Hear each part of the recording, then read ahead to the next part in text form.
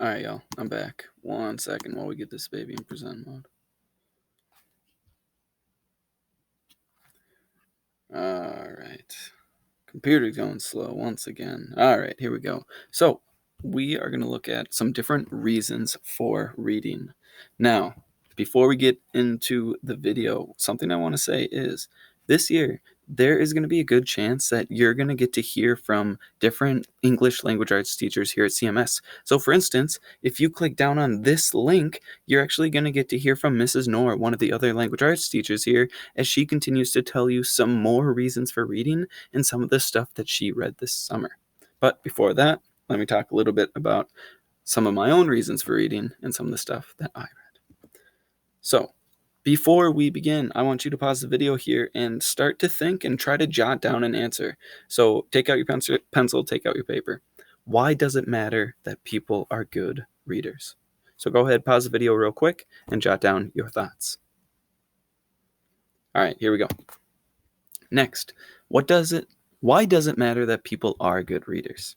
Now, I know that y'all are pretty young, but you might already be thinking about bills that you're going to have to pay in the future. When y'all go up to college, how are you going to pay tuition? You're going to have to know how to read in order to get a good job, in order to pay said bills. Another thing, in a couple short years, y'all are going to start driving. So you're going to have to be able to know how to read street signs. You're going to have to know how to read probably a GPS system. That's going to be important. You have to know where you're going. Maybe at home you see your parents using different work documents, or as you get older, you're going to have to read different manuals in order to learn how to do your jobs. Got to read that. As I just said, Google Maps, that's a big one. I have to drive to White Bear Lake every day. Fortunately, I know the route now, but I would have had no idea how to get here without for Google Maps. Honestly, I still put it up, but I know I don't look at it, but I'm better safe than sorry. And another big thing, cooking. How are you going to eat? You got to learn how to use new recipes. And again, you're going to have to know different symbols within the cookbook. And you have to know how to read specific types of material, and that way you can learn it. So, real quick here. One way readers get stronger is specifically reading with a purpose. And they read many different, they read for many different reasons.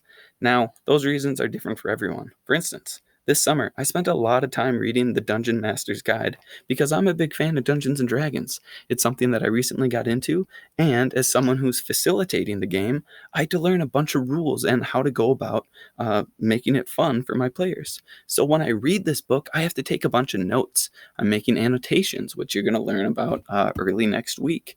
And it's kind of crazy. I feel like I'm almost studying a college textbook while I read it. But I love to do it, so I do it very thoroughly and with that specific intent. Another thing I did a lot of reading over the summer was using cookbooks. I had a lot of time to be at home over the summer, so you better know that I was cooking. Again, here's a quick little map of getting from Plymouth over to White Bear Lake. I had to know how to get here. As I said, I wasn't lying. It does take about 30 minutes. And then my favorite my favorite purpose for reading, enjoyment. Something I read over the summer is a book called Unwind. It is a young adult dystopia novel. I honestly have it in the classroom. Let me know if you want to read it or learn more about it. It's super amazing, honestly. I'll just give you the tagline.